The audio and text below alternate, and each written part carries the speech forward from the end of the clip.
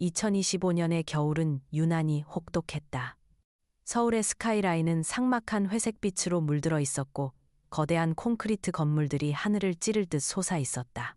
그 사이를 휘몰아치는 차가운 바람은 마치 도시의 냉혹함을 대변하는 듯 뼛속까지 스며드는 듯했다. 그중 한 채 강북의 고층 아파트 단지에 위치한 최고층에 자리한 현대적인 인테리어로 꾸며진 아파트 거실에서 김순복 여사는 창밖을 멍하니 내다보고 있었다. 창문 너머로 보이는 도시는 끝없이 펼쳐져 있었지만 그녀의 시선은 그 어느 곳에도 닿지 못하고 허공을 헤매었다.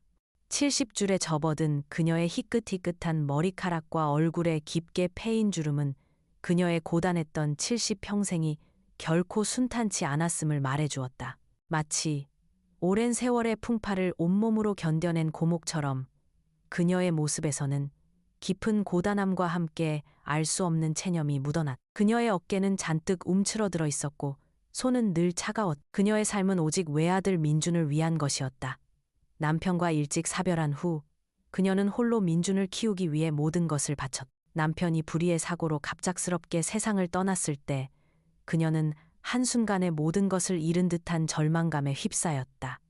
세상이 온통 무너져 내리는 듯했다. 하지만 어린 민준의 해맑은 얼굴을 보며 그녀는 다시 일어설 힘을 얻었다. 그녀는 아들의 작은 손을 잡고 엄마가 너를 지켜줄게. 너만큼은 행복하게 살아야 해. 라고 수없이 다짐했다. 낮에는 허리가 휘도록 식당 주방에서 뜨거운 불과 씨름하며 손목이 시큰거렸고 밤에는 아들 학용품 값을 벌기 위해 삭바느질을 하며 손가락 마디마디가 굳어갔다. 그녀의 손은 거칠어졌고 몸은 고단함에 절어 있었지만 아들이 잘 자라는 모습만을 보며 모든 것을 감내했다. 민준이 밤늦게까지 공부하다 잠이 들면 그녀는 조용히 아들의 이불을 덮어주고 작은 손을 어루만지며 흐뭇하게 미소 짓곤 했다. 그 작은 미소가 그녀의 하루를 지탱하는 유일한 힘이었다. 그녀는 아들에게만큼은 자신처럼 고생스러운 삶을 물려주지 않겠다고 수없이 다짐했다. 그녀는 민준이 좋은 교육을 받고 좋은 직장을 얻어 편안하게 살기를 바랐다. 그것이 그녀의 유일한 꿈이자 목표였다. 그녀의 맹목적인 희생 덕분이었을까? 민준은 어머니의 기대를 저버리지 않았다. 그는 명문대를 졸업하고 국내 굴지의 대기업에 입사하여 촉망받는 엘리트가 되었다. 10년 전 그는 당차고 세련된 커리어 우먼 강지연과 결혼하여 현재 이 아파트의 실질적인 주인이 되었다. 순복 여사는 아들이 결혼한 후부터 이 집에 함께 살게 되었지만 그녀의 존재는 마치 투명인간처럼 혹은 낡고 불편한 가구처럼 한 구석에 밀려나 있었다. 그녀의 방은 베란다 옆 작은 공간으로 햇볕 한 줌 제대로 들지 않는 서늘한 곳이었다. 그 방은 그녀의 고독을 더욱 깊게 만들었다. 좁은 공간에는 낡은 이불과 작은 서랍장 하나가 전부였다. 벽에는 그녀가 젊은 시절 민준과 함께 찍은 빛바랜 사진 한 장만이 걸려 있었다. 그녀는 그 방에서 홀로 긴 밤을 지새우며 창밖으로 보이는 도시의 불빛들을 바라보곤 했다.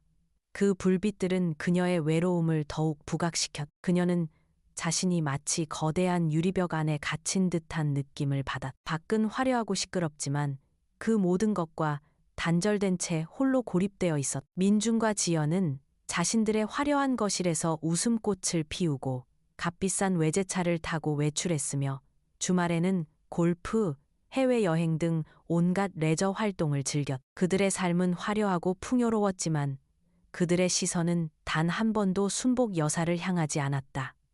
그들의 대화 속에는 어머니에 대한 걱정이나 안부는 단 한마디도 없었다. 오직 자신들의 성공과 즐거움만이 가득했다. 순복 여사는 거실 한 구석에 앉아 그들의 웃음소리를 듣고 있노라면 마치 다른 세상에 와 있는 듯한 이질감을 느꼈다. 그들의 행복은 그녀와는 아무런 상관이 없는 듯했다. 그녀는 그들의 대화에 끼어들 엄두조차 내지 못했다. 그녀는 그저 조용히 그들을 지켜볼 뿐이었다. 마치 투명한 존재처럼 그들의 시야에서 벗어나 있었다.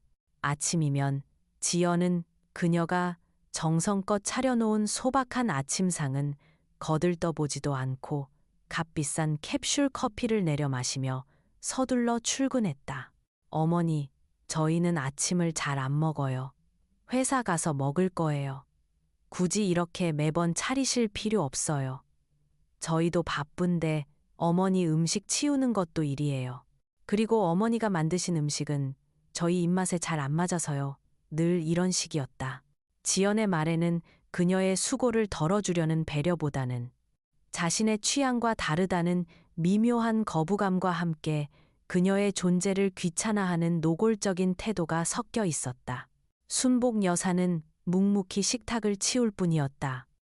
그녀의 손은 설거지를 하면서도 미세하게 떨렸다. 그녀는 자신이 만든 음식이 쓰레기라도 되는 양 묵묵히 찬밥 신세가 되는 것을 지켜봐야 했다.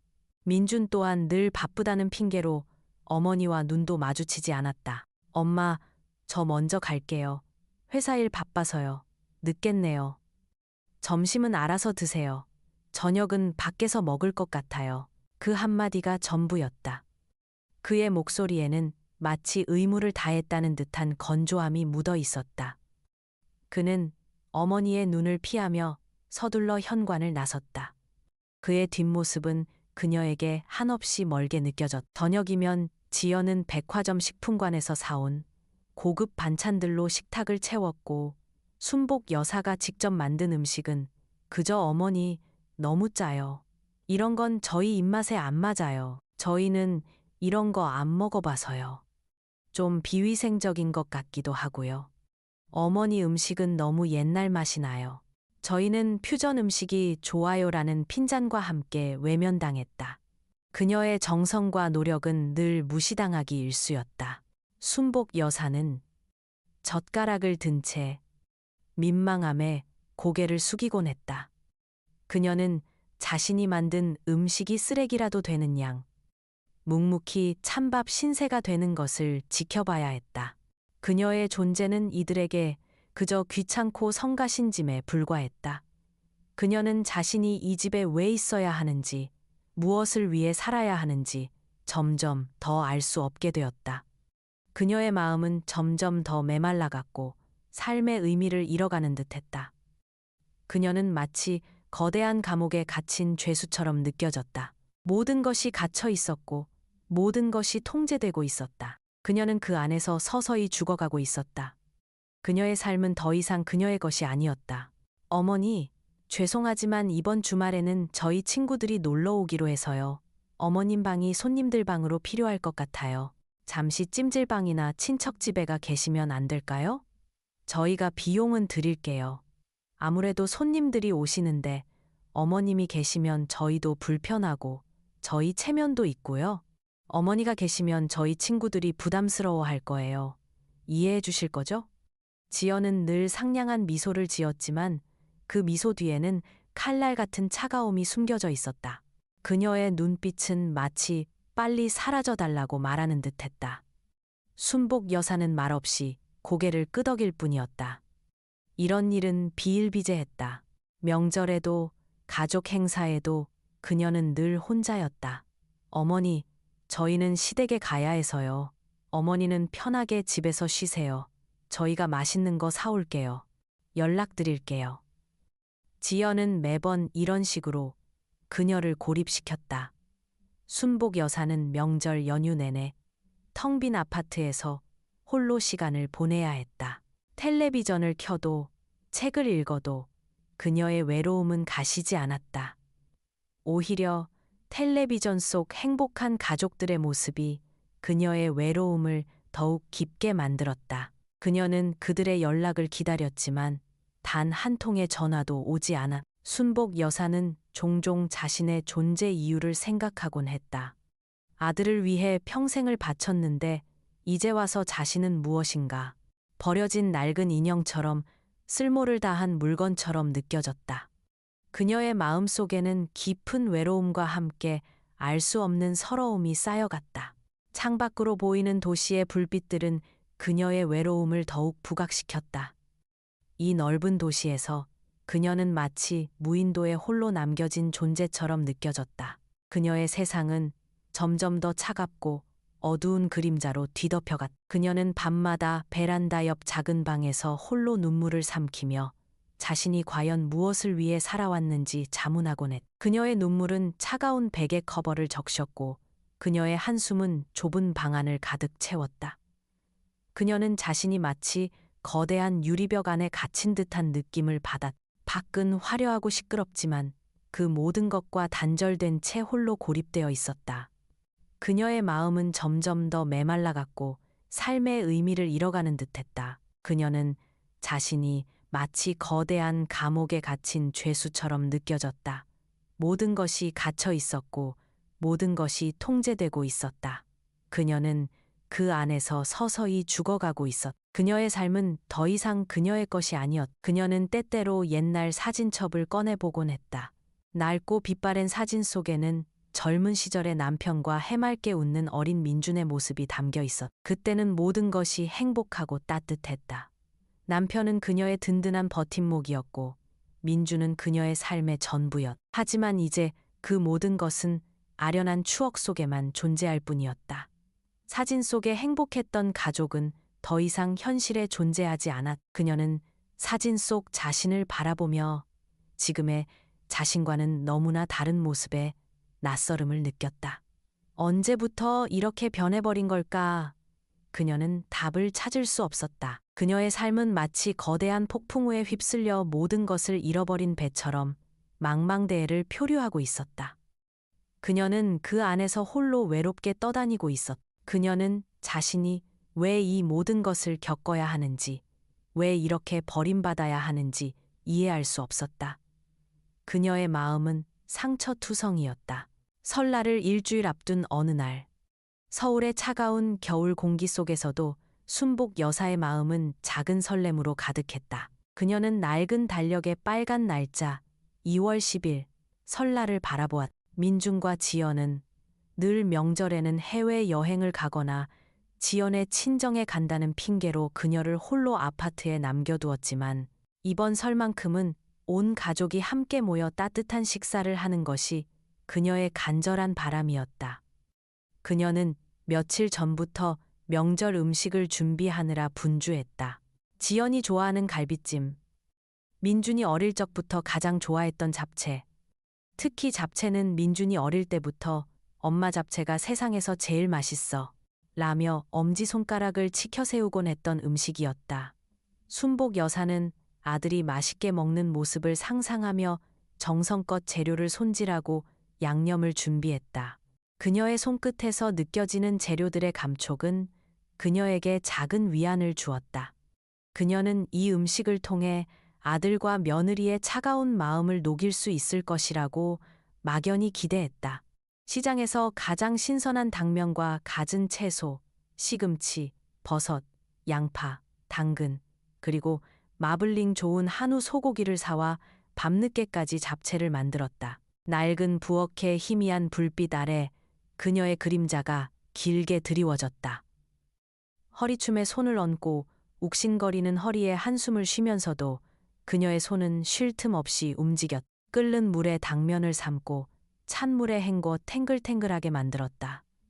시금치는 데쳐 물기를 꼭 짜고 버섯과 양파, 당근은 채 썰어 각각 기름에 볶았다. 소고기는 간장과 설탕, 마늘로 양념하여 팬에 지글지글 구웠다. 부엌에는 고소하고 달콤한 냄새가 가득했다. 그 냄새는 그녀의 어린 시절, 명절이면 온 가족이 모여 음식을 만들던 따뜻한 기억을 떠올리게 했다. 손목과 무릎이 쑤셨지만 아들이 이 음식을 먹고 기뻐할 모습을 생각하니 힘든 줄 몰랐다. 그녀는 잡채를 만들면서 민준이 어릴 적 젓가락으로 잡채를 집어 먹으며 해맑게 웃던 얼굴을 떠올렸다. 입가에 잡채 양념을 묻히고 해맑게 웃던 아들의 얼굴이 눈앞에 선명했다. 그 기억은 그녀에게 작은 행복을 주었다. 그녀는 잡채 한 젓가락을 맛보며 그래, 이 맛이야. 민준이가 분명 좋아할 거야. 오랜만에 엄마 잡채 먹고 힘내야지 라고 혼잣말했다. 그녀의 마음은 아들을 향한 사랑으로 가득 차 있었다. 넉넉하게 만들어 커다란 밀폐 용기에 담고 곱게 수놓인 보자기로 정성껏 싸매었다. 보자기는 그녀가 결혼할 때 친정어머니가 직접 수놓아 주신 것이었다. 그 보자기를 보며 그녀는 다시금 친정어머니의 따뜻한 품을 그리워했다. 어머니는 늘 그녀에게 정성껏 만든 음식에는 사랑이 담겨 있다고 가르치셨다. 아침 일찍 일어나 따끈하게 데운 잡채를 들고 아들 부부의 집으로 향했다. 아들 내외는 늘 바쁘다는 이유로 연락이 잘 되지 않았기에 직접 찾아가는 것이 그녀의 유일한 방법이었다. 그녀는 현관문 앞에서 초인종을 누르기 전 낡은 옷매무새를 다듬고 얼굴에 애써 미소를 지었다. 혹시라도 자신의 초라한 모습이 아들 부부에게 누가 될까 염려하는 마음에서였다. 그녀의 심장은 기대감과 함께 작은 불안감으로 두근거렸다. 민준이가 놀라겠지? 좋아하겠지? 오랜만에 엄마 음식 먹고 기뻐하겠지? 그녀는 수없이 되뇌었다. 민준아, 지연아, 엄마가 잡채해 왔다. 민준이 네가 제일 좋아하는 잡채야. 환한 표정으로 그녀가 문을 두드리자 잠시 후 지연이 문을 열었다. 그녀는 고급스러운 실크 잠옷 차림이었고 눈에는 아직 잠기운이 가득했다. 그녀의 얼굴에는 예상치 못한 시어머니의 방문에 대한 불쾌함이 역력했다. 눈썹을 살짝 찌푸리며 그녀는 마치 불청객을 대하듯 순복 여사를 위아래로 훑어보았다. 그녀의 시선은 순복 여사의 낡은 옷과 손에 들린 보자기에 머물렀다. 그 시선은 마치 그녀의 존재 자체를 경멸하는 듯했다. 그녀의 입가에는 비웃음이 걸려 있었다. 어머니? 무슨 일이세요? 아침부터 왜 그러세요? 저희 아직 자고 있었는데요. 갑자기 이렇게 오시면 어떡해요? 미리 연락이라도 주셨어야죠. 저희도 바쁜데 어머니 때문에 잠 다 깼잖아요. 지연의 목소리는 짜증 섞인 냉랭함으로 가득했다. 그녀는 팔짱을 낀 채 문을 반쯤 연 채로 순복 여사를 막아섰다. 현관문 안쪽으로는 고급스러운 대리석 바닥과 세련된 인테리어가 보였지만 순복 여사는 그 안으로 한 발짝도 들여놓을 수 없었다. 그녀는 마치 유리벽에 가로막힌 듯 그들의 세상에 들어갈 수 없었다. 순복 여사는 지연의 태도에 잠시 주춤했지만 애써 웃으며 잡채가 담긴 용기를 내밀었다. 아이고, 우리 애들 배고플까봐 엄마가 잡채해왔지. 민준이 내 잡채 제일 좋아하잖아. 따뜻할 때 먹어야 맛있어. 어서 들어와서 먹어. 엄마가 오랜만에 너희 먹이려고 밤새 만들었단다.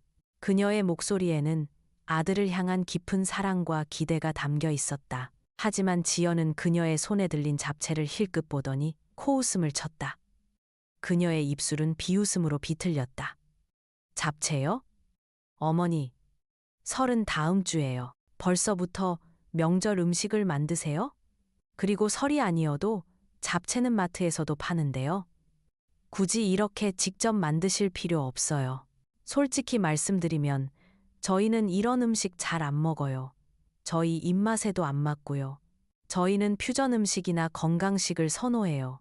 어머니, 요즘 혹시 건망증 있으세요? 혹시 치매 초기 증상이라도 자꾸 뭘 잊으시는 것 같아서요. 병원에 한번 가보시는 게 좋겠어요. 지연은 대놓고 순복 여사를 비웃으며 그녀의 기억력과 정신 상태를 조롱했다. 그 말은 칼날처럼 순복 여사의 심장을 꿰뚫었다. 그녀의 얼굴은 하얗게 질렸고 손에 들린 잡채 용기가 파르르 떨렸다. 그녀의 눈에는 서러움과 함께 믿을 수 없다는 듯한 절망감이 차올랐다. 그녀의 심장은 마치 얼음 조각처럼 차갑게 식어가는 듯했다. 아니, 그게 아니라 그냥 민준이 주려고. 민준이가 어릴 때부터 제일 좋아했던 음식이라서 엄마가 특별히 만들었는데. 순복 여사는 변명하려 했지만 지연의 차가운 눈빛과 비웃는 미소의 말이 목구멍으로 넘어가지 않았다. 그녀는 마치 투명 인간이라도 된 듯 지연의 시선에서 완전히 배제된 채 현관문 앞에 서 있었다. 그녀의 존재는 그들에게 아무런 의미가 없는 듯했다. 그녀의 마음속에는 내가 이렇게까지 무시당해야 하나? 내가 뭘 그렇게 잘못했지? 하는 서러움이 파도처럼 밀려왔다. 그때 방 안에서 잠결에 나온 민준이 거실로 나왔다. 그는 잠이 덜 깬 얼굴로 어정쩡하게 서 있었다. 고급스러운 실크 잠옷 차림의 그는 어머니의 낮고 초라한 모습과 극명한 대비를 이루었다. 그는 어머니를 보자마자 미간을 찌푸렸다. 마치 어머니의 존재 자체가 자신의 평화로운 아침을 방해하는 불청객이라도 되는 듯한 표정이었다. 엄마, 무슨 일이야? 아침부터 왜 소란이야? 시끄러워서 잠을 잘 수가 없잖아. 주말인데 좀 쉬게 해줘. 왜 이렇게 매번 사람 피곤하게 만들어? 엄마 때문에 지연이도 스트레스 받아. 민준의 목소리에도 짜증이 묻어 있었다. 그는 어머니의 방문이 그저 방해거리일 뿐이라는 듯한 태도였다. 순복 여사는 아들을 바라보았다. 그녀의 눈빛에는 간절한 기대와 함께 깊은 실망감이 교차했다. 아들만이라도 자신의 마음을 알아주기를, 자신을 감싸주기를 바랐다. 민준아, 엄마가 내 잡채, 네가 제일 좋아하는 잡채에 왔어. 따뜻할 때 먹어야 맛있을 텐데 엄마가 밤새 만들었단다. 순복 여사는 떨리는 목소리로 잡채 용기를 내밀었다. 그녀의 손은 잡채 용기를 든 채 미세하게 떨리고 있었다. 그녀의 눈에서는 이미 눈물이 그렁그렁 맺혀 있었다. 그녀는 아들의 눈을 똑바로 쳐다보며 마지막 희망을 걸었다. 하지만 민주는 그녀의 말을 자르며 싸늘하게 말했다. 그의 목소리에는 일말의 망설임도 없었다. 엄마, 지금 몇 시인 줄 아세요? 그리고 지연이가 그렇게 말하면 좀 알아들으세요. 매번 이런 식으로 불쑥 찾아오셔서 사람 피곤하게 할 거예요. 저희는 이미 아침 먹었고 잡채 같은 거 안 먹어요. 저희는 엄마처럼 맛없는 음식 안 먹어요. 제발 좀 그만하세요. 엄마 때문에 저희가 얼마나 스트레스 받는지 아세요? 엄마 때문에 저희 부부 사이도 안 좋아지고 회사에서도 자꾸만 문제가 생겨요. 그의 말은 비수처럼 순복 여사의 심장을 갈랐다.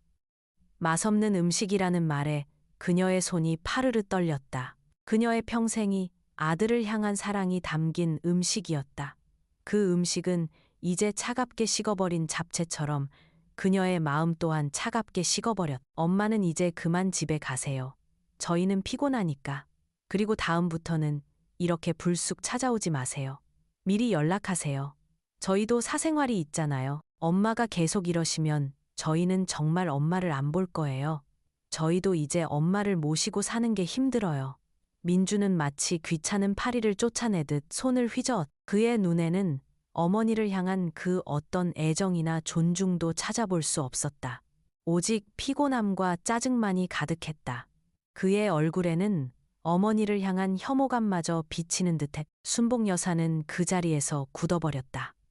평생을 바쳐 키운 아들의 입에서 나온 말이라고는 믿기지 않았다. 그녀는 멍하니 잡채 용기를 들고 서 있었다. 따뜻했던 잡채는 이미 차갑게 식어버린 지 오래였다. 그녀의 손은 떨렸고 눈에서는 뜨거운 눈물이 왈칵 쏟아져 내렸다. 그녀의 눈물은 잡채 용기 위로 뚝뚝 떨어졌다. 그녀는 자신이 이 세상에 혼자 버려졌다는 것을 깨달았다.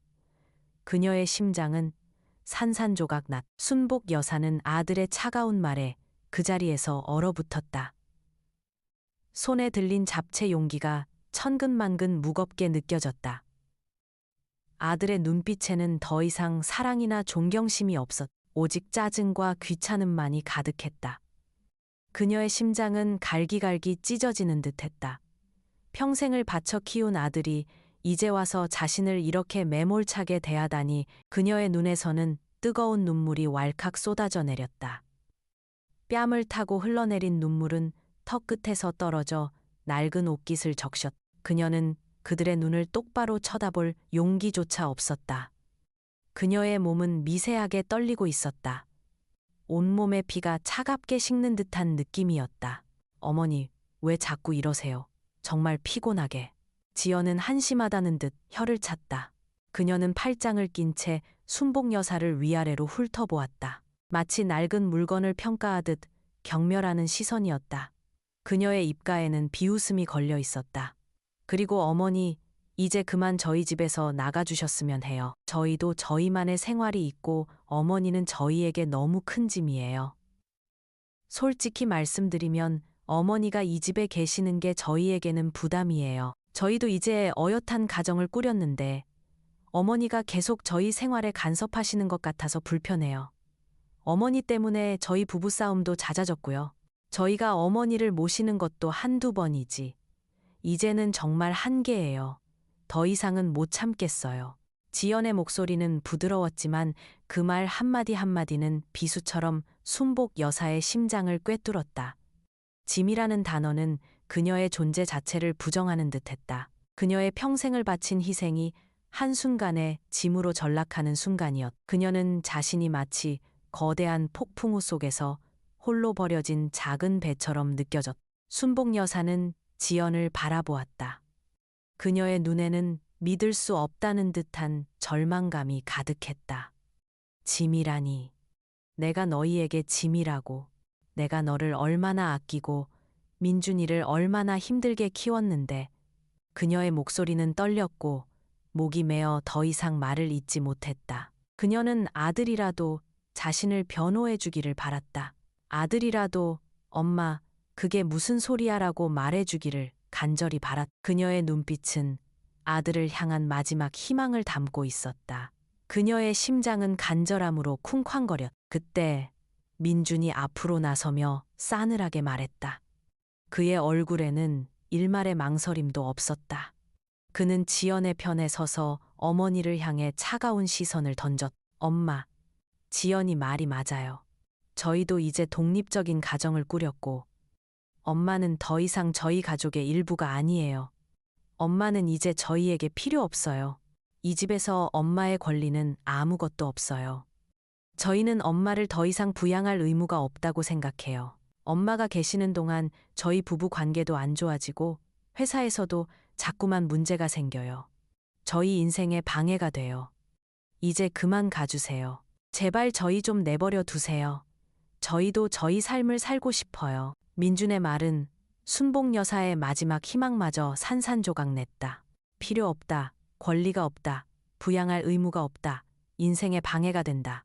아들의 입에서 나온 그 말들은 그녀의 삶의 모든 의미를 부정하는 것이었다. 그녀의 눈앞이 흐릿해지고 세상이 온통 회색빛으로 변하는 듯했다. 그녀는 자신이 평생을 바쳐 키운 아들에게서 이렇게 처참하게 버림받을 줄은 꿈에도 생각지 못했다. 그녀의 가슴 속에는 걷잡을 수 없는 분노와 함께 깊은 절망감이 밀려왔다. 온몸의 피가 차갑게 식는 듯했다. 그녀의 심장은 마치 깨진 유리 조각처럼 산산이 부서지는 고통을 느꼈다.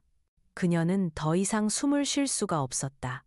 폐가 조여드는 듯한 고통에 그녀는 가슴을 움켜쥐었다. 민준아, 네가 어떻게 엄마한테 이런 말을 할 수 있니? 순복 여사는 겨우 목소리를 냈다. 그녀의 목소리는 울음 섞인 신음처럼 들렸다. 그녀의 손은 떨렸고 잡채 용기를 든 채로 바닥에 주저앉을 뻔했다. 그녀의 몸은 마치 낡은 인형처럼 힘없이 흔들렸다. 어머니, 제발 이러지 마세요. 저희도 힘들어요. 엄마 때문에 저희가 얼마나 스트레스 받는지 아세요? 이제 그만 엄마의 삶을 사세요.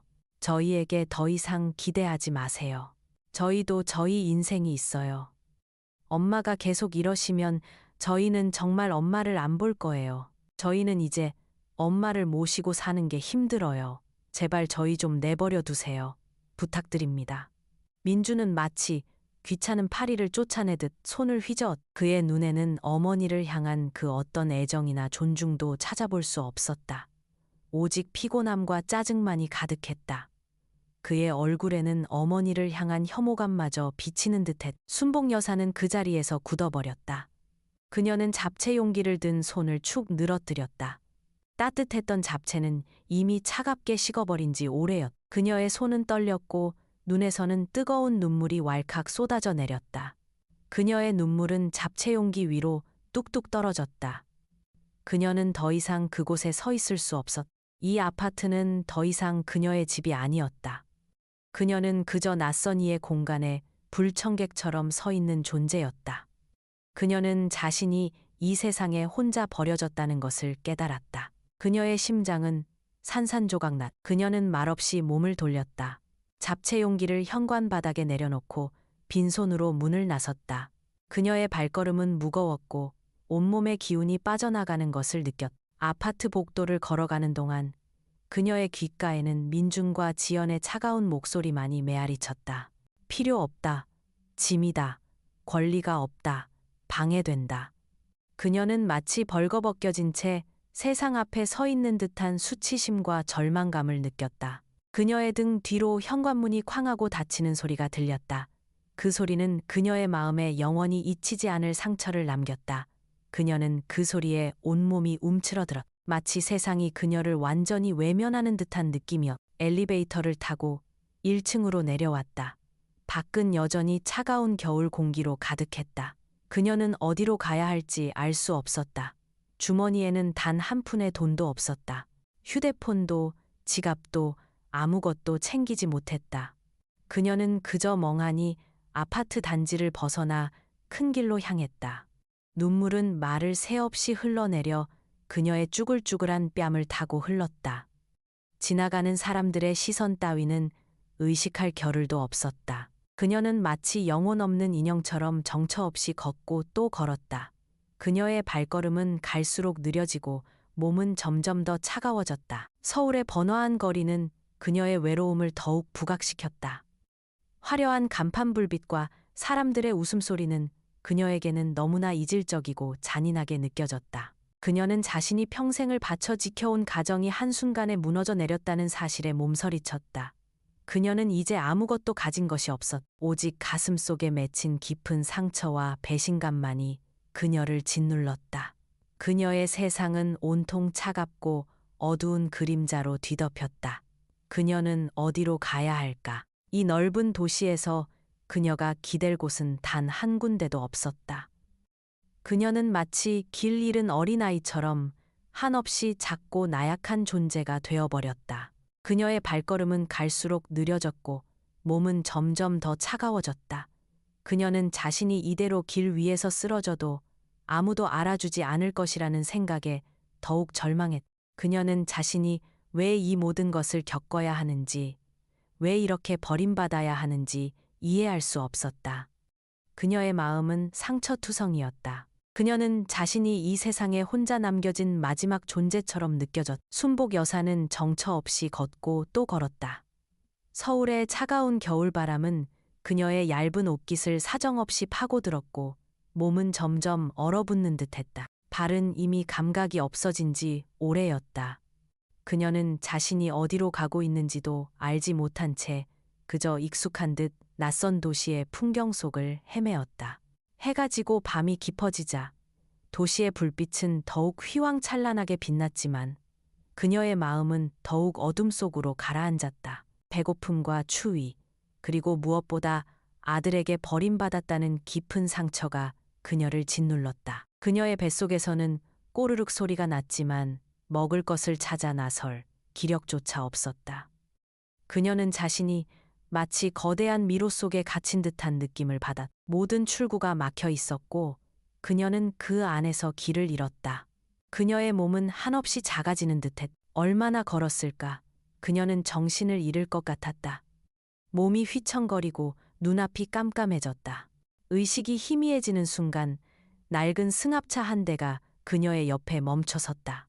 창문이 스르륵 내려가고 중년의 남성 운전자가 걱정스러운 표정으로 그녀를 바라보았다. 그의 얼굴에는 따뜻한 온정이 느껴졌다.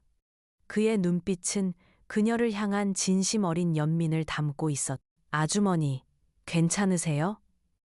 이 밤중에 어디를 그렇게 가세요? 안색이 너무 안 좋으신데요. 혹시 길을 잃으셨나요? 제가 보기엔 많이 아파 보이시는데요. 병원에 가셔야 하는 거 아니에요? 순복 여사는 아무 말도 할 수 없었다. 그저 고개를 숙인 채 눈물만 흘렸다. 운전자는 그녀의 초라한 행색과 슬픔에 잠긴 얼굴을 보고는 뭔가 심상치 않은 일이 있음을 직감한 듯했다. 그는 차에서 내려 순복 여사에게 다가왔다. 그의 손에는 따뜻한 온기가 느껴졌다. 어디까지 가시는 길이세요? 제가 태워다 드릴게요. 이 밤에 혼자 다니시기 위험해요. 요즘 세상이 흉흉해서. 그는 그녀의 어깨를 조심스럽게 잡았다. 그의 목소리는 믿을 수 없을 만큼 따뜻하고 부드러웠다. 순복 여사는 망설였다. 낯선 사람의 호의를 받아들이기에는 너무나 지쳐 있었고 동시에 경계심도 들었다. 그녀는 세상 모든 사람을 믿을 수 없을 것만 같았다. 하지만 동시에 그녀는 더 이상 혼자 버틸 수 없다는 것을 깨달았다. 그녀의 몸은 이미 한계에 다다라 있었다. 그녀는 이대로 길 위에서 쓰러져 죽을지도 모른다는 공포에 휩싸였다. 저기, 강원도 홍천. 옛날 저희 집으로 갈 수 있을까요? 그녀의 목소리는 갈라지고 힘이 없었다. 마치 갓 태어난 아기처럼 연약했다.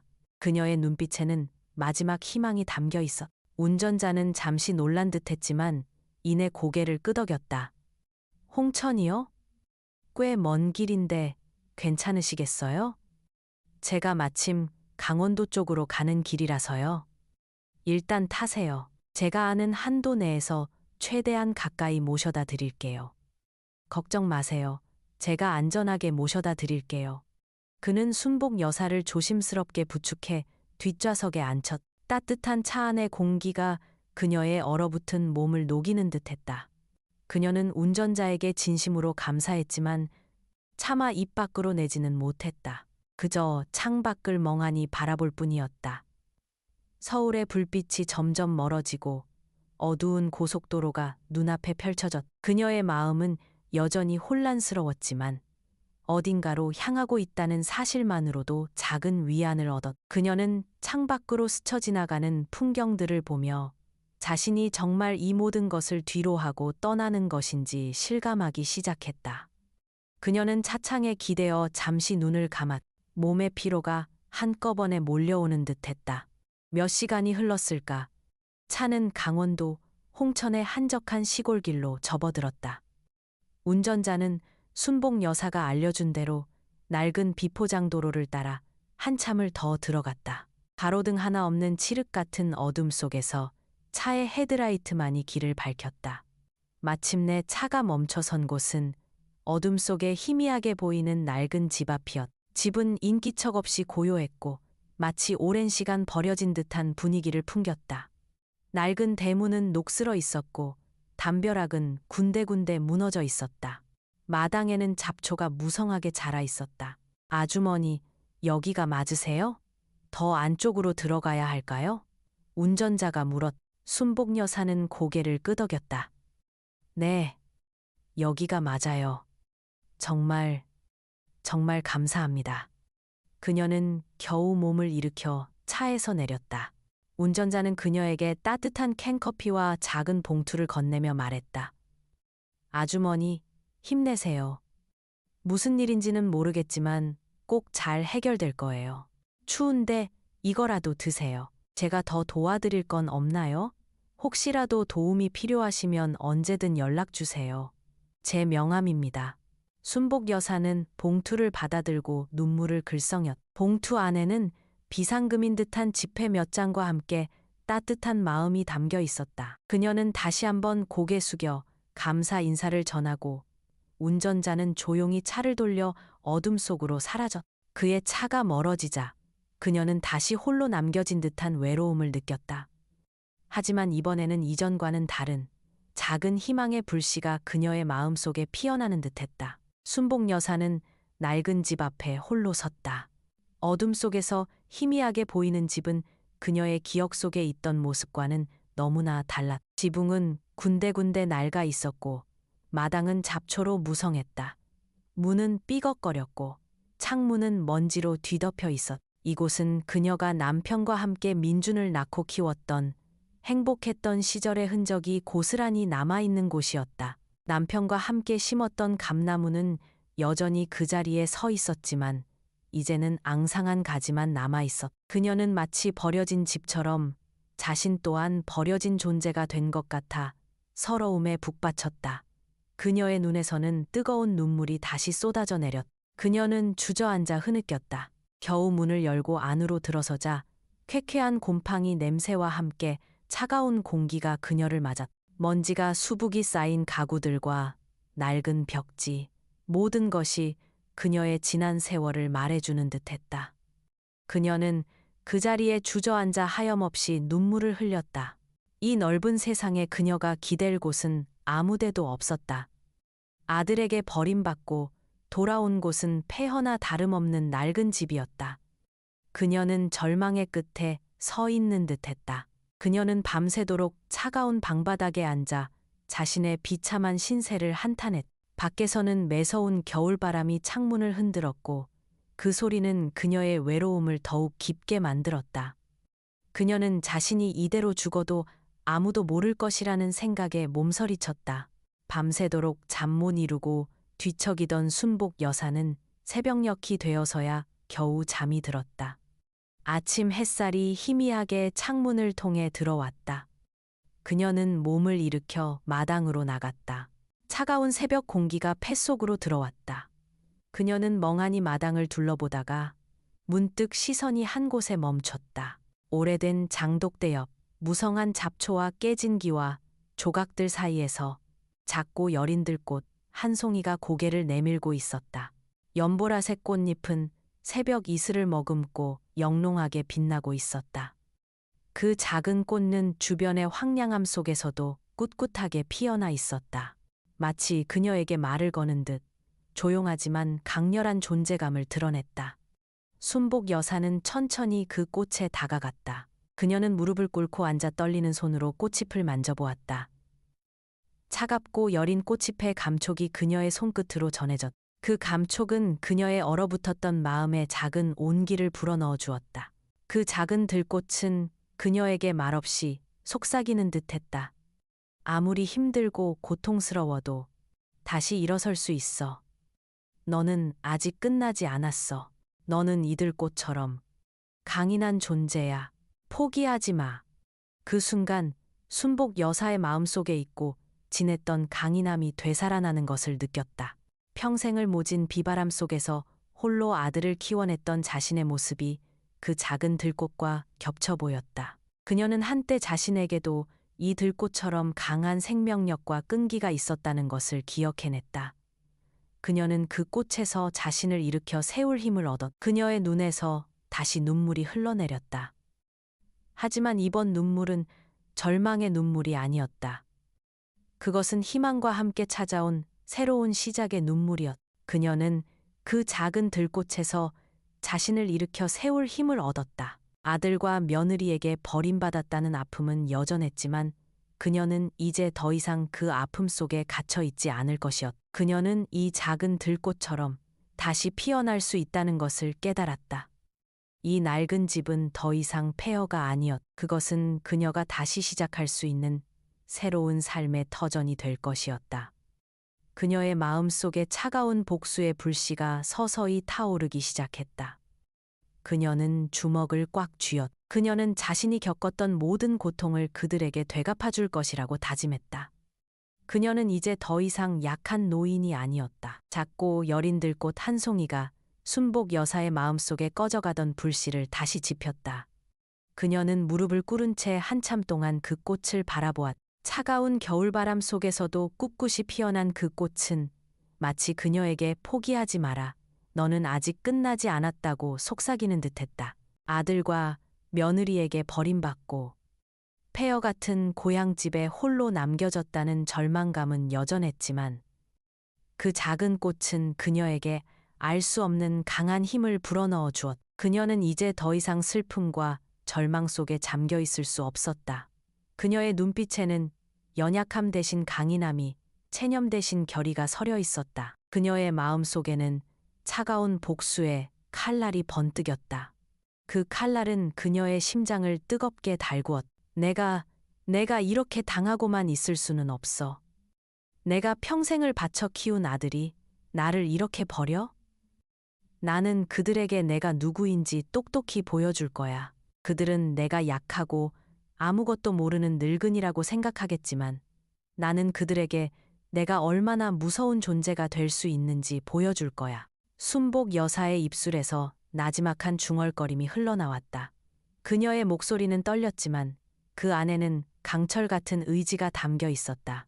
그녀의 눈빛은 더 이상 슬픔에 잠겨 있지 않았다. 그 안에는 차갑고 날카로운 분노가 서서히 타오르고 있었다.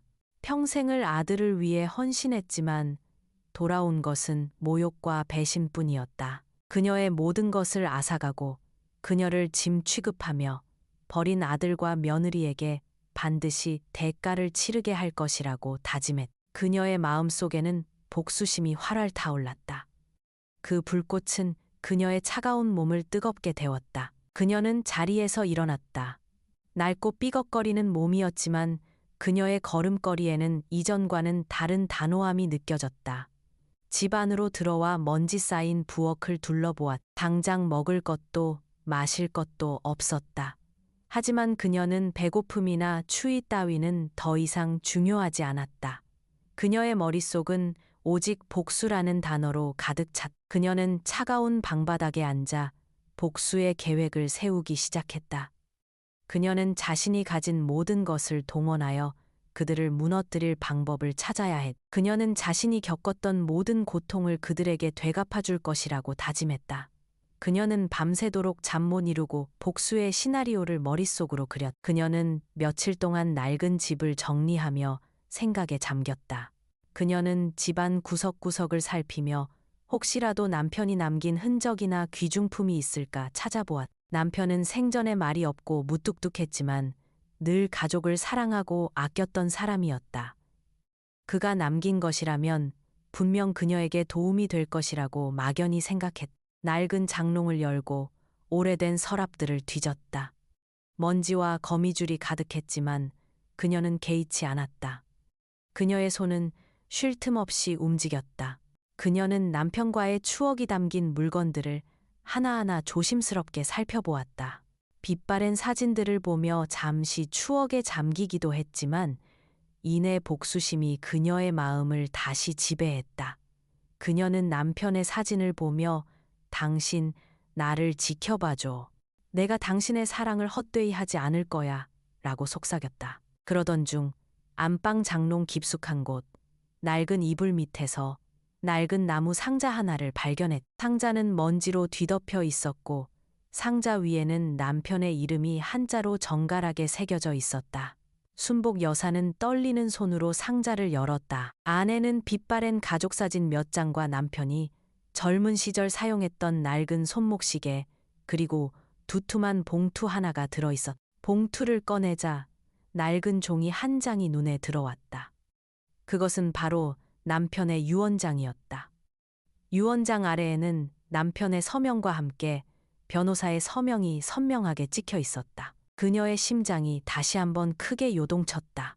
그녀는 이것이 단순한 우연이 아님을 직감했다. 순복 여사는 놀라서 유언장을 펼쳤다. 남편의 필체로 꼼꼼하게 쓰여진 글씨들을 읽어내려갔다.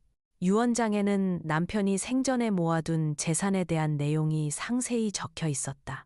그는 서울 시내의 작은 상가 건물 2채, 강남구 역삼동과 종로구 인사동에 위치한 월세 수입이 상당한 건물들이었다. 특히 인사동 건물은 역사적 가치가 높아 시세가 계속 오르고 있었다와 홍천의 논밭 몇 마지기, 선산과 농지 포함, 그리고 은행 예금 계좌에도 상당한 금액이 예치되어 있었다. 그 규모는 순복 여사가 상상했던 것 이상이었다. 그리고 그 모든 재산을 아들 민준에게 상속하는 대신 자신이 죽은 후 모든 재산의 관리 및 처분 권한을 아내인 순복 여사에게 위임한다는 내용이 명시되어 있었다. 또한 순복 여사의 노후를 위해 충분한 생활비를 매달 지급하도록 명시되어 있었고 만약 아들이 이를 이행하지 않거나 어머니를 부양하지 않고 불효를 저지를 시 모든 재산은 순복 여사의 소유가 된다는 조건까지 명확하게 붙어 있었다. 이 유언장은 법적으로 완벽하게 효력이 있는 것이었다. 그녀는 유언장의 마지막 문구를 읽으며 소름이 돋았다. 남편은 그녀를 얼마나 깊이 사랑하고 얼마나 멀리 내다보았던가. 순복 여사는 유언장을 읽는 내내 손이 떨렸다. 남편은 죽는 순간까지도 자신을 걱정하고 지켜주려 했던 것이다.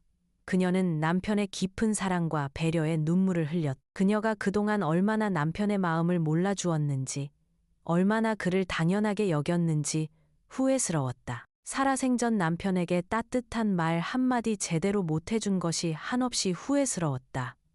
그녀는 남편의 사진을 품에 안고 흐느꼈다. 동시에 그녀를 짐 취급하며 내쫓았던 민준과 지연의 얼굴이 떠올랐다. 그들은 그녀가 아무것도 없는 빈털터리 노인이라고 생각했을 것이다. 하지만 남편은 그녀에게 이 모든 것을 남겨주었던 것이다. 그들의 오만함과 무지함에 대한 분노가 그녀의 심장을 뜨겁게 달구었다. 그녀는 그들에게 이 모든 것을 되갚아 줄 것이라고 맹세했다. 그녀의 눈물은 이제 슬픔뿐만이 아니었다. 그 안에는 남편에 대한 그리움, 자신을 배신한 아들에 대한 분노, 그리고 무엇보다 강력한 복수의 의지가 담겨 있었다. 그녀는 더 이상 약하고 버려진 노인이 아니었다. 그녀에게는 남편이 남긴 유산과 그 유산을 통해 자신을 짓밟은 자들에게 복수할 수 있는 힘이 있었다. 그녀는 유언장을 꽉 움켜쥐었다. 그 낡은 종이 한 장이 그녀에게 새로운 삶의 의미와 목적을 부여하는 듯했다. 그녀의 심장은 복수심으로 쿵쾅거렸다. 그녀는 자신이 겪었던 모든 고통을 그들에게 되갚아 줄 것이라고 다짐했다. 순복 여사는 낡은 유언장을 품에 안고 밤새도록 잠 못 이루었다. 그녀는 복수의 계획을 세우기 시작했다. 첫 번째 단계는 유언장의 법적 효력을 확인하고 남편이 남긴 재산을 되찾는 것이었다. 그녀는 서울로 돌아가야 했다. 하지만 이번에는 빈손으로 슬픔에 잠긴 채 돌아가는 것이 아니었다.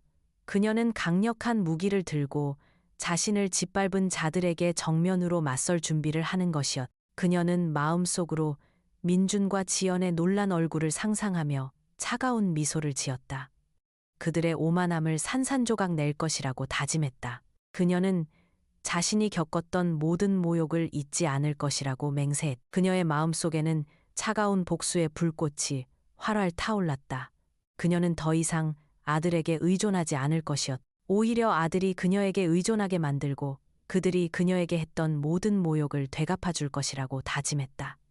그녀의 눈빛은 이전과는 완전히 달라져 있었다. 그 안에는 연약한 노인의 모습 대신 강인하고 단호한 여인의 의지가 번뜩였다. 그녀는 이제 김순복이라는 이름으로 자신을 위한 새로운 전쟁을 시작할 준비가 되었다. 그녀는 이 전쟁에서 반드시 승리할 것이라고 스스로에게 다짐했다. 그녀는 자신이 겪었던 모든 고통을 그들에게 되갚아 줄 것이라고 맹세했다. 그녀의 복수는 단순한 복수가 아니었다. 그것은 그녀의 존엄성을 되찾고 그녀의 삶을 다시 세우는 과정이 될 것이었다. 홍천의 낡은 집에서 발견한 남편의 유언장은 순복 여사의 삶에 거대한 지진을 일으켰다. 그녀는 며칠 밤낮을 유언장을 읽고 또 읽으며 남편의 깊은 사랑과 자신을 향한 배려에 하염없이 눈물을 흘렸다. 그녀가 그동안 얼마나 남편의 마음을 몰라주었는지, 얼마나 그를 당연하게 여겼는지 후회스러웠다. 살아생전 남편에게 따뜻한 말 한마디 제대로 못해준 것이 한없이 후회스러웠다. 동시에 자신을 짐 취급하며 내쫓았던 아들 민준과 며느리 지연에 대한 분노가 활활 타올랐다. 그녀는 더 이상 약하고 버려진 노인이 아니었다. 그녀에게는 남편이 남긴 유산이라는 강력한 무기가 있었다. 복수의 불꽃이 그녀의 마음속에서 활활 타올랐다. 그녀는 이 복수를 통해 자신의 존엄성을 되찾을 것이라고 다짐했다. 그녀의 마음은 강철처럼 단단해졌다. 하지만 당장 서울로 돌아갈 여비도 어디서부터 시작해야 할지도 막막했다. 그때 문득 어둠 속에서 자신을 태워다 준 택시기사가 건네준 작은 봉투가 떠올랐다. 봉투 안에는 비상금인 듯한 지폐 몇 장이 들어 있었다. 순복 여사는 그 돈을 소중히 움켜쥐었다. 그것은 단순한 돈이 아니었다. 그녀의 새로운 시작을 위한 희망의 씨앗이었다. 그녀는 그 돈으로 서울행 버스표를 끊었다. 그녀는 낡은 가방에 유언장을 조심스럽게 넣고 다시 한번 홍천의 낡은 집을 뒤돌아보았다. 이 집은 그녀에게 절망의 공간이자 동시에 새로운 시작을 알리는 희망의 공간이 되었다. 그녀는 이제 더 이상 과거에 얽매이지 않을 것이라고 스스로에게 다짐했다. 그녀의 눈빛은 결연했다. 그녀는 자신이 겪었던 모든 고통을 그들에게 되갚아 줄 것이라고 맹세했다. 다음 날 아침, 순복 여사는 낡은 옷을 단정히 갈아입고 홍천 시내로 향했다. 시골 버스를 타고 다시 시외버스를 갈아타 몇 시간 만에 서울에 도착했다. 그녀가 마지막으로 서울을 떠났을 때와는 너무나 다른 모습이었다. 그때는 절망과 수치심에 쫓기듯 도망쳤지만 지금은 단단한 결심과 복수의 의지를 품고 돌아온 여인이었다. 서울의 번잡한 거리는 여전히 그녀에게 낯설고 차가웠지만 그녀는 더 이상 주눅들지 않았다. 그녀의 눈빛에는 강한 의지가 번뜩였다. 그녀는 마치 오랜 전쟁에서 돌아온 장수처럼 비장한 각오로 도시를 응시했다.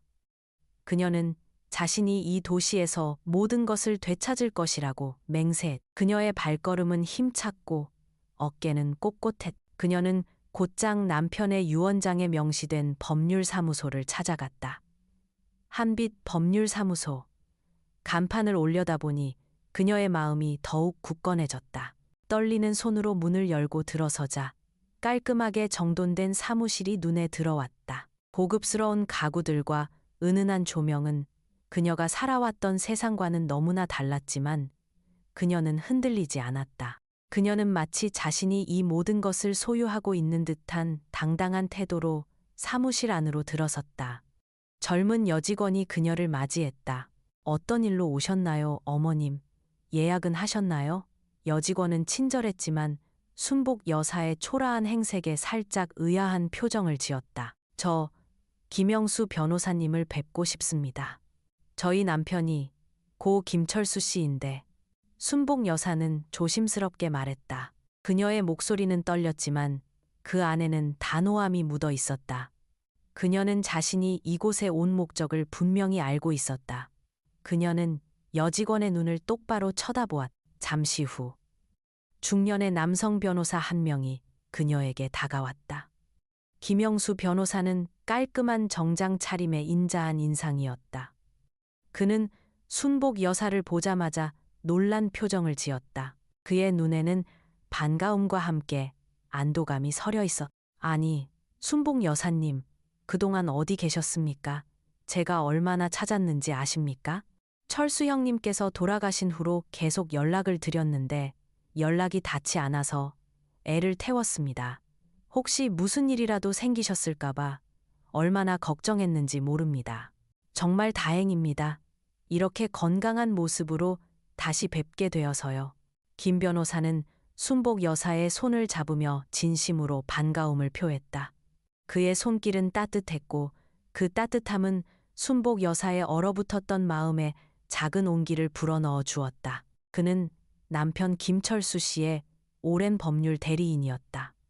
남편은 생전에 김 변호사에게 자신의 유언장과 순복 여사를 잘 부탁한다는 말을 여러 번 당부했다고 했다. 남편이 죽은 후 김 변호사는 유언장에 따라 순복 여사를 찾아 여러 번 연락을 시도했지만 그녀의 연락처가 바뀌어 도무지 찾을 수 없었다고 했다. 그는 순복 여사가 사라진 후 민준과 지연이 유언장을 확인하려 했지만 김 변호사가 유언장의 원본을 순복 여사에게 직접 전달해야 한다는 남편의 유언에 따라 거절했다고 설명했다. 민준과 지연은 유언장의 존재를 알고 있었지만 그 내용까지는 알지 못했던 것이다. 그들은 자신들이 모든 것을 손에 넣었다고 착각하고 있었을 터였다. 그들의 오만함이 그녀의 복수를 더욱 정당화시켰다. 순복 여사는 김 변호사의 따뜻한 말에 그동안 억눌러왔던 감정이 북받쳐 올랐다. 그녀는 눈물을 글썽이며 자신의 지난 몇 달간의 이야기를 짧게 털어놓았다. 아들에게 버림받고 고향집으로 쫓겨났던 이야기, 그리고 그곳에서 우연히 남편의 유언장을 발견하게 된 이야기까지. 김 변호사는 그녀의 이야기를 듣는 내내 안타까움과 분노가 뒤섞인 표정을 지었다. 그는 순복 여사의 손을 잡고 위로했다. 그의 눈빛은 그녀의 고통을 진심으로 이해하고 공감하는 듯했다. 그는 순복 여사의 어깨를 다독이며 그녀의 아픔을 함께 나누는 듯했다. 세상에 그런 일이 있었을 줄이야. 제가 진작 여사님을 찾았어야 했는데 정말 죄송합니다. 김 변호사는 고개를 숙이며 미안함을 표했다. 철수 형님께서는 얼마나 여사님을 아끼셨는데 유언장에도 여사님을 위한 내용이 가장 중요하게 명시되어 있습니다. 형님께서는 여사님께서 노년에 편안하게 사실 수 있도록 모든 것을 준비해 두셨습니다. 민준 씨와 지연 씨가 감히 여사님께 그런 불효를 저지를 줄은 꿈에도 생각지 못하셨을 겁니다. 하지만 형님께서는 혹시 모를 상황에 대비하여 모든 법적 장치를 마련해 두셨습니다. 그분은 정말 현명하고 따뜻한 분이셨습니다. 김 변호사는 순복 여사를 자신의 사무실로 안내했다. 그는 테이블에 남편의 유언장 사본과 관련 서류들을 펼쳐 놓았다. 서류들은 깔끔하게 정리되어 있었고 모든 법적 절차가 이미 준비되어 있는 듯했다. 그는 차분하고 명확한 목소리로 유언장의 핵심 내용을 다시 한번 설명했다. 여사님, 유언장에 명시된 대로 철수 형님께서 남기신 모든 재산은 법적으로 여사님께 관리 및 처분 권한이 있습니다.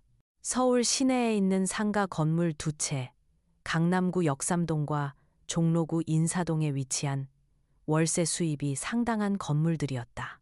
특히 인사동 건물은 역사적 가치가 높아 시세가 계속 오르고 있었다와 홍천의 논밭 몇 마지기, 선산과 농지 포함, 그리고 은행 예금 계좌에 예치된 상당한 금액까지 모두 여사님의 권한 아래 있습니다.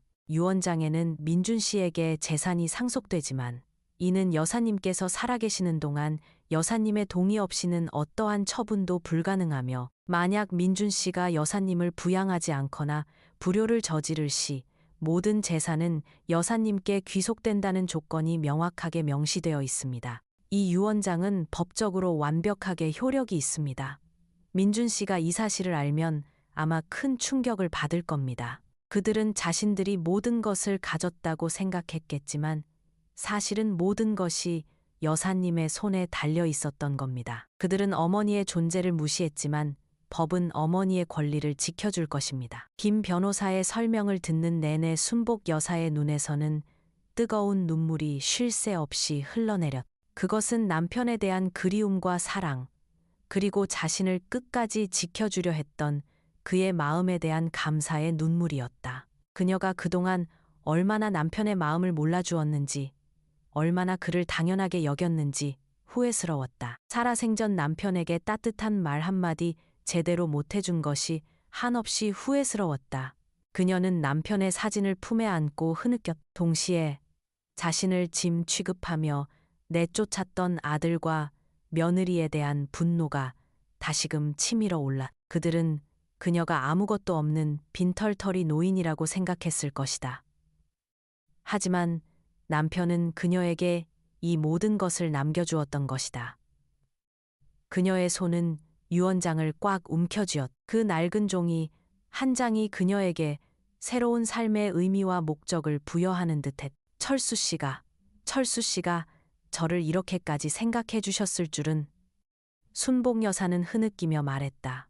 그녀의 목소리는 슬픔과 감격으로 뒤섞여 있었다. 김 변호사는 순복 여사의 어깨를 조용히 토닥였다. 철수 형님께서는 늘 여사님 걱정이셨습니다. 민준 씨가 어릴 때부터 워낙 영악한 면이 있었고 지연 씨도 재물에 대한 욕심이 강하다고 염려하셨죠. 그래서 혹시라도 여사님께서 노년에 홀로 되실까봐 이렇게 미리 모든 것을 준비해 두셨던 겁니다. 형님께서는 여사님께서 이 유언장을 통해 반드시 행복하게 사실 수 있기를 바라셨습니다. 그분의 깊은 사랑과 지혜가 담긴 유언장입니다. 이제 여사님께서는 이 재산을 통해 원하시는 모든 것을 하실 수 있습니다. 형님께서는 여사님께서 이 재산을 현명하게 사용하실 것이라고 믿으셨습니다. 이 모든 것은 여사님을 위한 것입니다. 그의 말에 순복 여사는 더욱 오열했다. 남편은 그녀가 겪을 미래의 고통까지도 미리 내다보고 대비했던 것이다. 그녀는 아들에게 버림받았다는 아픔보다 남편의 깊은 사랑을 뒤늦게 깨달은 것에 대한 슬픔이 더 크게 다가왔다. 하지만 그 슬픔 속에서 그녀는 다시금 강한 의지를 다졌다. 남편이 자신을 위해 남긴 이 모든 것을 자신을 짓밟은 자들에게 복수하는 데 사용할 것이라고. 그녀는 이제 더 이상 당하고만 있지 않을 것이었다. 그녀는 남편의 유산을 통해 자신의 존엄성을 되찾을 것이라고 맹세했. 변호사님, 제가 이 모든 것을 되찾을 수 있을까요? 민준이와 지연이에게 제가 당한 만큼 돌려줄 수 있을까요? 그들이 저에게 했던 모든 모욕을 되갚아 줄 수 있을까요? 저는 그들에게 제가 누구인지 똑똑히 보여주고 싶습니다. 제가 더 이상 약한 노인이 아니라는 것을요. 그들이 저를 무시했던 대가를 치르게 하고 싶습니다. 순복 여사의 목소리에는 단호함과 함께 복수의 칼날이 서려 있었다. 그녀의 눈빛은 복수심으로 이글거렸다. 그 눈빛은 연약한 노인의 눈빛이 아니었다. 그것은 불타는 복수심과 강철 같은 의지를 가진 여인의 눈빛이었다. 김 변호사는 고개를 끄덕였다. 물론입니다, 여사님. 유 원장은 법적으로 완벽하게 효력이 있습니다.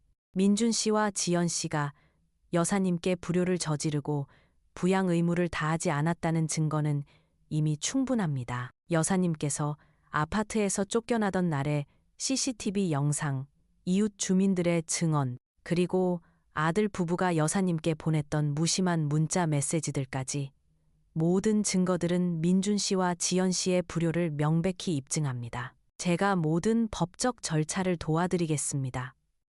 그들이 여사님께 저지른 죄는 결코 용서받을 수 없습니다. 법은 여사님의 편에 설 것입니다. 우리는 이 싸움에서 반드시 이길 겁니다. 여사님의 존엄을 되찾아 드리겠습니다. 순복 여사는 김 변호사의 말을 듣고 주먹을 꽉 쥐었다.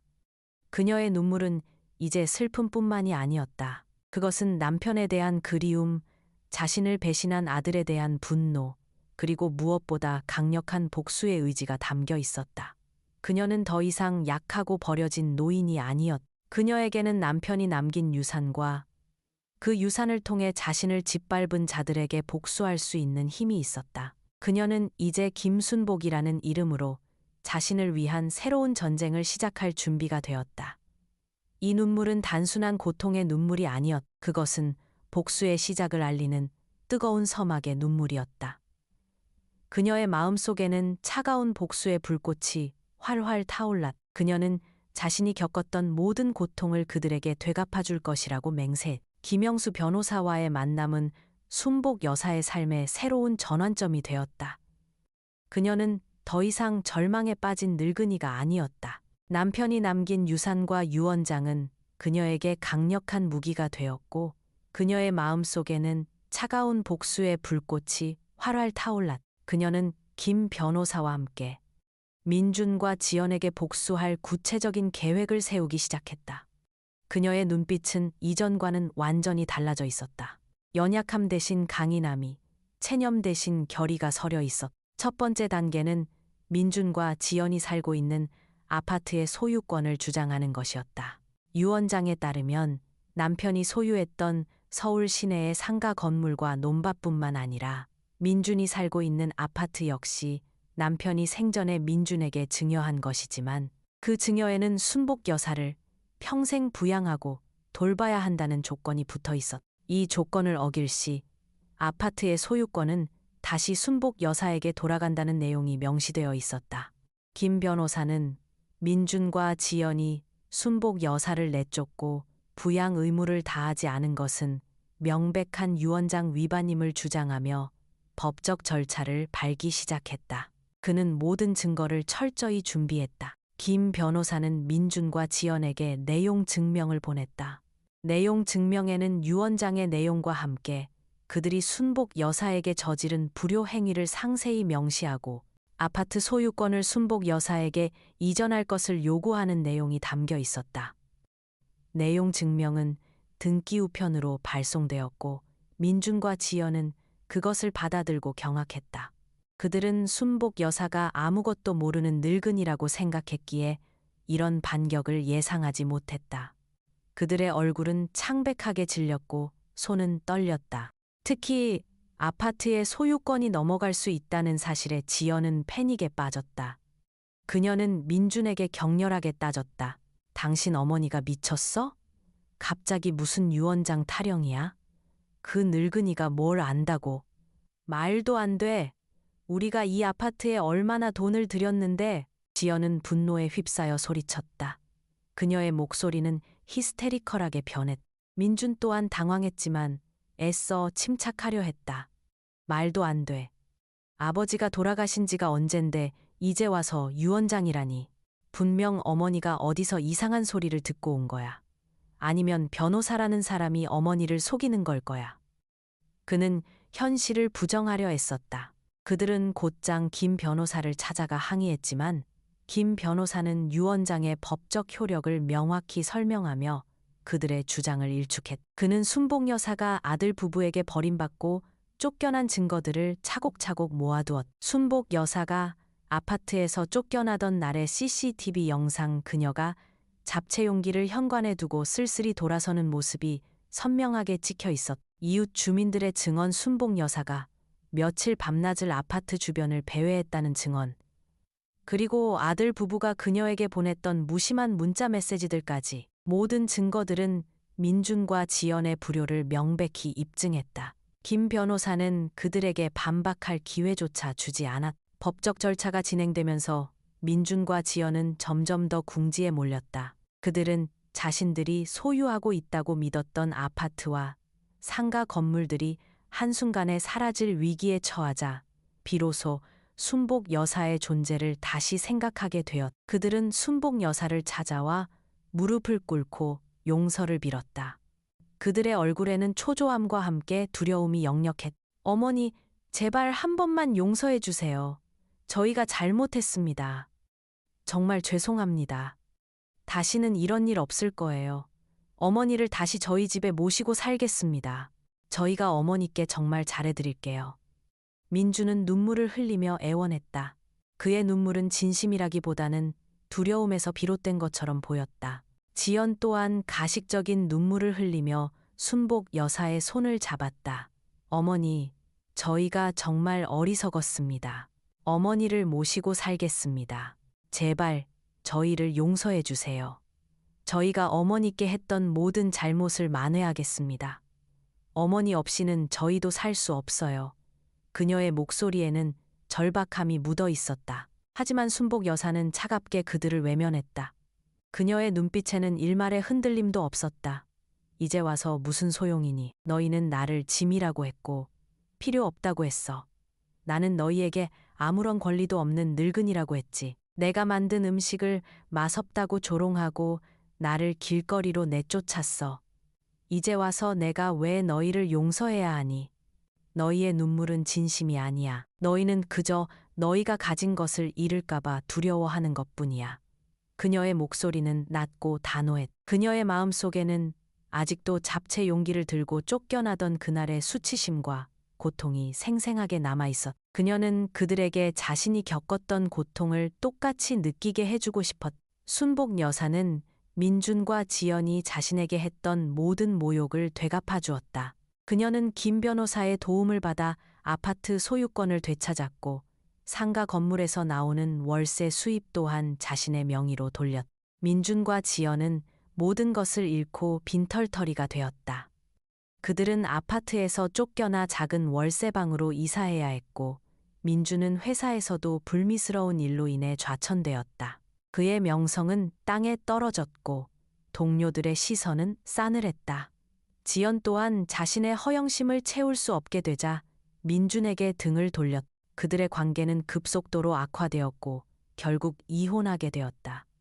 그들의 화려했던 삶은 한순간에 무너져 내렸다. 순복 여사는 그들의 몰락을 지켜보며 복수심이 해소되는 것을 느꼈다. 하지만 동시에 그녀의 마음 한편에는 알 수 없는 허무함이 밀려왔다. 복수를 통해 모든 것을 되찾았지만 그녀의 마음속 깊은 곳에는 여전히 아들에 대한 미련과 상처가 남아 있었다. 그녀는 자신이 진정으로 원했던 것이 무엇이었는지 다시금 생각하게 되었다. 이 모든 복수가 과연 그녀를 행복하게 만들었을까? 그녀는 자신이 얻은 것이 무엇이고 잃은 것이 무엇인지 되돌아보았다. 그녀의 마음은 여전히 공허했다.